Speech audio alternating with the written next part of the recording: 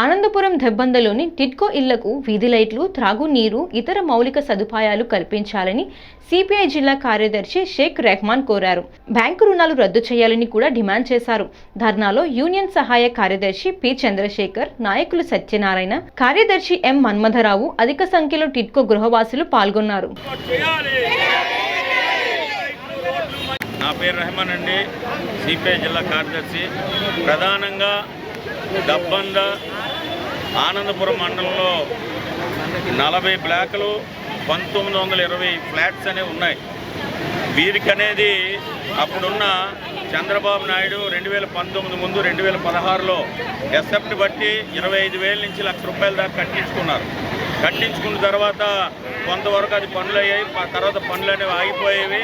తర్వాత వైసీపీ ప్రభుత్వం వచ్చి వీళ్ళకి 2022లో బ్యాంక్ రుణాలు ఇప్పించి 2024 దాకా కూడా మీరు ఎటువంటి బ్యాంక్ అనేది ఈఎంఐలు కట్టక్కర్లేదని చెప్పి ఈరోజు ఈఎంఐలు అనేది కట్టకపోతే అవదు, లేకపోతే మీ తాలూకు ఇల్లు స్వాధీనం చేసుకుంటాం అనేది బ్యాంక్ వాళ్ళు అనేది వీళ్ళని ఇబ్బందులు పెడుతున్నారు. Dabbanda TIDCO welfare society president నేను. గత సంవత్సరం నుంచి మేము మౌలిక సదుపాయాల గురించి పోరాటం చేస్తున్నాం. ముఖ్యంగా ఇది సార్ చెప్పినట్టు 25 కిలోమీటర్ల దూరం నుంచి మనకి ఇల్లులు ఇచ్చారు. అది కూడాను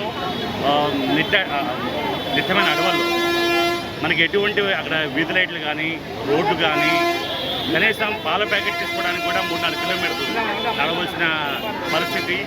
అక్కడ మొత్తం దుప్పులన్నీ బాగా లేచిపోయి విషకీటకాలు బాగా పెరిగిపోయి ప్రజలందరూ ఉన్న ప్రజలు అక్కడ ఖాళీ చేసి వెళ్ళిపోతున్నారు. వచ్చిన వాళ్ళందరూ భయంతో ఖాళీ చేసి వెళ్ళిపోతున్నారు.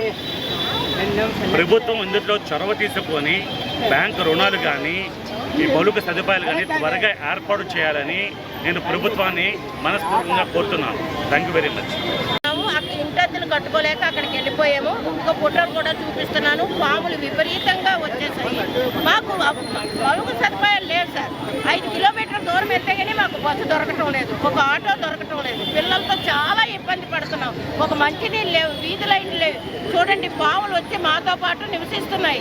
మా పరిస్థితి ఏంటి, మా పిల్లల పరిస్థితి ఏంటి అన్నది ప్రభుత్వం ఆలోచించి మాకు వెంటనే వీధి లైట్లు వేయాలి, వాటర్ ఇవ్వాలి.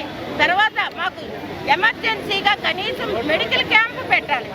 మెడికల్ క్యాంపు పెడితే మేము కొంచెం మందులు వాడి ముసలాలు 80 ఏళ్ళ వాళ్ళు ఉన్నారు, 70 ఏళ్ళ వాళ్ళు ఉన్నారు. అక్కడ మేము ఇల్లులు అద్దెలు కట్టుకోలేక అక్కడికి వెళ్ళిపోయాము. ఇక్కడ బ్యాంక్ అప్పు కట్టుకోవాలి, ఇక్కడ అద్దెలు కట్టుకోవాలి. చాలా తినడానికి కూడా చాలా ఇబ్బంది పడుతున్నాము. మా బాధలు ఎవరు అర్థం చేసుకుంటారు, ఏ ప్రభుత్వం అర్థం చేసుకుంటుందో మాకు తెలియదు. కాబట్టి మాకు మీరు మీ వీడియో ద్వారాగా కోరుకున్నది ప్రభుత్వాన్ని వెంటనే వీధి లైట్లు వేయండి.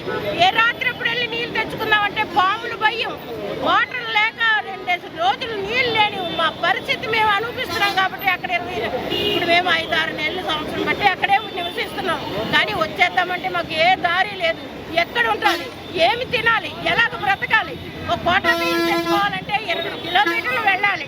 20 కిలోమీటర్లు వెళ్తే కానీ కోటా బియ్యం దొరకటం లేదు. కాబట్టి పాల ప్యాకెట్లు దొరకటం లేదు, ముసలి వాళ్ళకి మాత్రలు దొరకటం లేదు.